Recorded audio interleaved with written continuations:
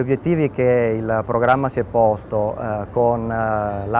attraverso l'asse 2, accessibilità e connettività per lo spazio alpino, riguardano l'evoluzione di fenomeni di rilevante impatto per l'area. Si tratta in particolare dell'aumento della richiesta di trasporto merci attraverso le Alpi, della crescente domanda di mobilità all'interno dell'area e in collegamento con l'esterno, e con l'esigenza crescente di mantenere accesso di qualità a servizi di interesse generale. Quindi gli obiettivi sono stati declinati attraverso il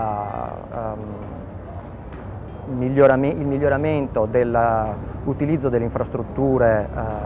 esistenti, in modo tale da ottimizzarne i benefici sociali ed economici e al tempo stesso di abbatterne gli impatti di tipo ambientale. Un secondo obiettivo ha riguardato la mitigazione degli impatti ambientali del traffico di attraversamento interno all'area. Sicuramente interessante e importante anche l'aspetto della promozione di una mobilità sostenibile nell'area. L'offerta di servizi di interesse pubblico e la garanzia di questa offerta risponde alla domanda, all'evoluzione demografica dell'area, che implica in un circolo vizioso il depauperamento di questo tipo di servizi, soprattutto per quanto riguarda le zone più remote e rurali. Un ultimo obiettivo ha riguardato il miglioramento della connettività dell'area, intesa a creare modelli di sviluppo del territorio orientati a uno sviluppo policentrico di condivisione della conoscenza e dell'innovazione.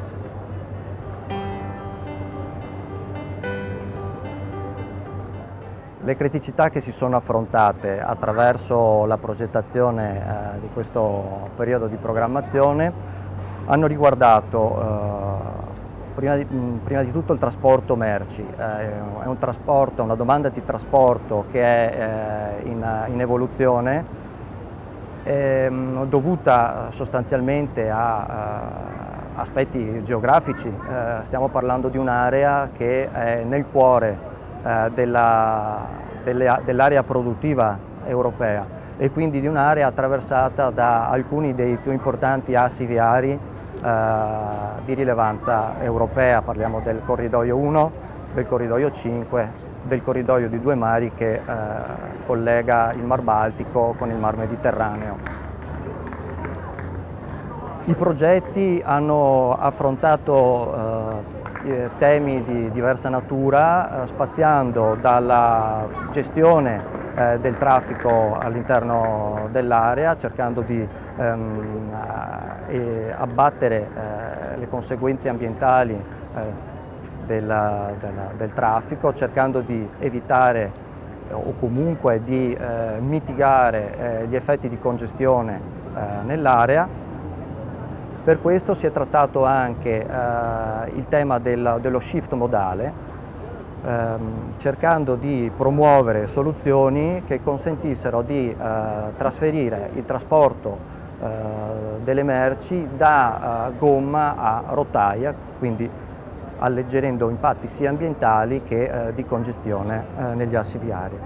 Un ultimo tema riguardante il trasporto merci è stato quello della pianificazione secondo ottiche innovative di ipotetiche infrastrutture di trasporto. Per quanto riguarda invece gli aspetti più legati alla mobilità, si sono trattate e si sono proposte delle soluzioni a livello di infomobilità in grado di offrire soluzioni che rendessero più facilmente gestibile e più efficiente l'utilizzo del servizio pubblico di trasporto da parte dei residenti, ma anche da parte di un pubblico più prevalentemente turistico. Oltre a questo si sono indagate anche le possibilità di utilizzo di mezzi elettrici con ovviamente conseguente abbattimento di emissioni dannose per l'ambiente, anche questi mezzi alimentati da energia prodotta con fonti rinnovabili. Un terzo aspetto che si è trattato è stato quello relativo alla pianificazione territoriale e ai possibili impatti che questa può avere come conseguenze nella riduzione del traffico attraverso l'area. Per quanto riguarda l'offerta di servizi pubblici, sono state individuate delle strategie e dei modelli atti a garantire il mantenimento di questi servizi pubblici e quindi garantire un livello di servizio minimo anche alle popolazioni residenti in aree rurali quindi non fortemente urbanizzate. E si sono in particolare uno degli aspetti che è stato affrontato con maggiore interesse è stato quello della pianificazione e l'offerta di servizi di tipo sanitario medico. Affrontare questo tipo di tematiche attraverso un approccio transnazionale garantisce ai risultati ricchezza e varietà, nel senso che l'obiettivo è quello di individuare soluzioni che possano essere applicate alle diverse realtà territoriali. Va da sé che quando parliamo di trasporti internazionali, quindi trasporti di attraversamento delle Alpi, che coinvolgono diversi paesi dell'area alpina, non si può che affrontarli con un approccio di tipo transnazionale per ottenere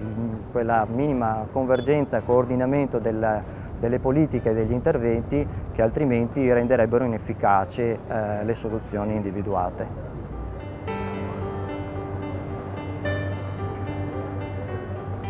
Parlando dei risultati conseguiti dai progetti in questo periodo di programmazione, si deve porre l'attenzione a quelli che possono essere gli obiettivi che si possono dare a questi progetti. I programmi di cooperazione territoriale sono nati per facilitare la cooperazione tra i diversi paesi e quindi l'obiettivo prevalente di questi progetti è stato quello di affrontare in modo condiviso problematiche comuni. I risultati ne sono stati quello di offrire concrete proposte di soluzione ai problemi rilevati nell'area, in un'ottica di sperimentazione, in un'ottica di offerta di strumenti strategici, di supporto alle decisioni, di stimolo al cambiamento e all'intervento in contrasto ai problemi dell'area, in un approccio tipicamente bottom-up. Questi progetti hanno dimostrato che i margini per il cambiamento o per una mitigazione dei problemi ci sono, esistono soluzioni ed esistono possibilità di affrontare i temi condivisi in modo assolutamente concreto. Non trascurerei il fatto che questi progetti hanno garantito la nascita di partenariati che hanno messo assieme stakeholder di diverso livello, dalle amministrazioni pubbliche a istituti, enti, università di ricerca, a diciamo, soggetti appartenenti al mondo imprenditoriale che congiuntamente hanno voluto lavorare assieme per trovare risposte condivise.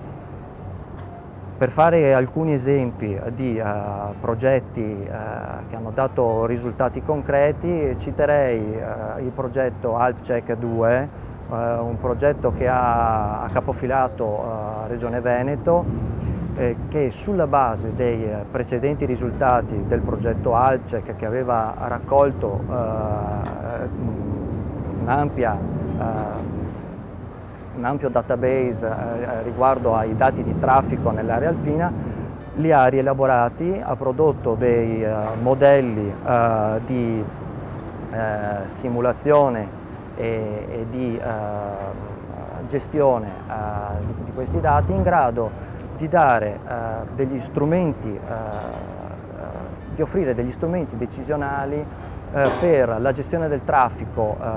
attuale, quindi per ovviare alla congestione degli assi viari, per favorire il trasferimento del traffico attraverso il modal shift verso ferro e inoltre dando anche la possibilità di comprendere in un'ottica, diciamo, di più lungo periodo quali possano essere le conseguenze, gli impatti sugli assi viari anche dal punto di vista dell'impatto ambientale conseguenti ad alcune scelte che andassero a modificare alcune delle variabili che impattano su questo tipo di problema. Per quanto riguarda l'offerta di servizi, credo sia interessante parlare del progetto Alias, che ha affrontato il problema della gestione dell'offerta di servizi di tipo medico-sanitario in aree non centrali, ad alta vocazione turistica prevalentemente. Queste realtà hanno una domanda di questo tipo di servizi che è ovviamente molto variabile nel tempo. Il progetto, attraverso la creazione di reti di ospedali distribuiti in diverse nazioni, è riuscito a creare una piattaforma virtuale e quindi un ospedale virtuale in grado di offrire anche alle piccole realtà ospedaliere dell'area alpina possibilità di scambio di informazioni, di teleconsulto e di scambio di informazioni cliniche come cartelle cliniche relative agli assistiti, particolarmente utili nel momento in cui fosse necessario assistere turisti di nazionalità diversa.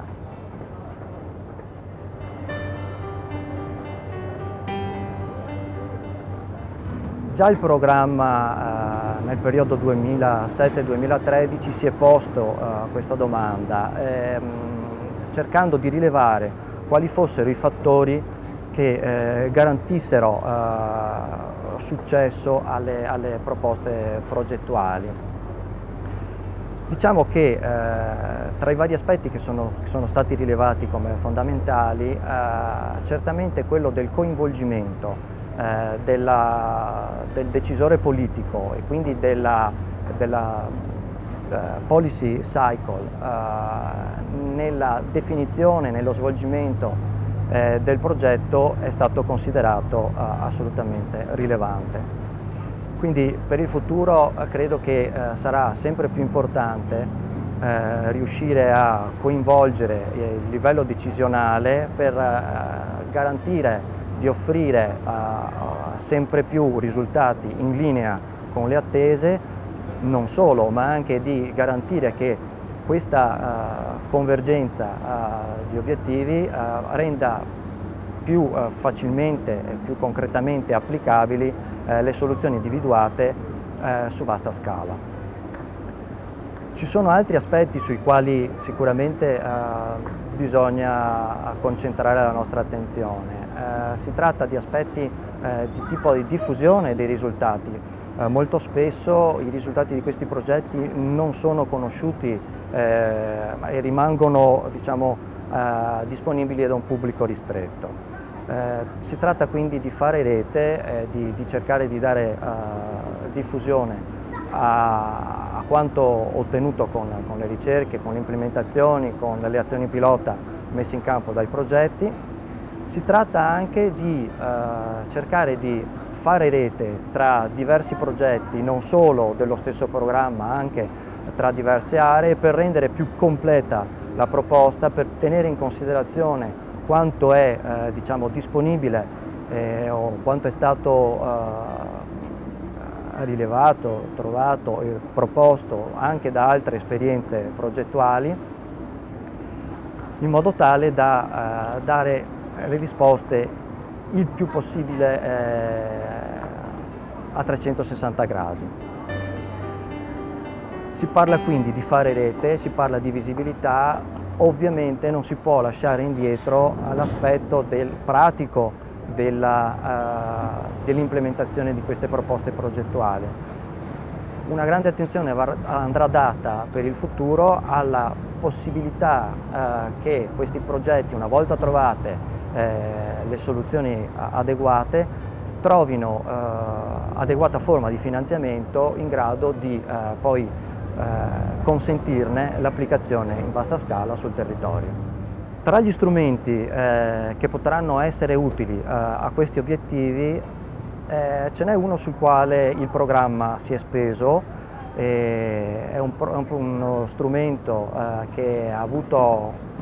un'origine bottom-up richiesto dalle regioni, dagli stati, dell'area, e sto parlando della strategia macro-regionale per l'area alpina. Questo strumento, denominato EUSALP, è stato condiviso a livello politico all'interno dell'area, è stato promosso dal Consiglio europeo ed è in fase di definizione. Ha le potenzialità per essere quello strumento di raccolta e di coordinamento delle decisioni di livello politico tale da far convergere le decisioni di diversi paesi sugli stessi problemi e sulla stessa tipologia di trattazione del tema. Quindi è uno strumento del quale il programma probabilmente potrà avvalersi e che darà, potrebbe ha le potenzialità per dare il dovuto risalto ai risultati che verranno conseguiti.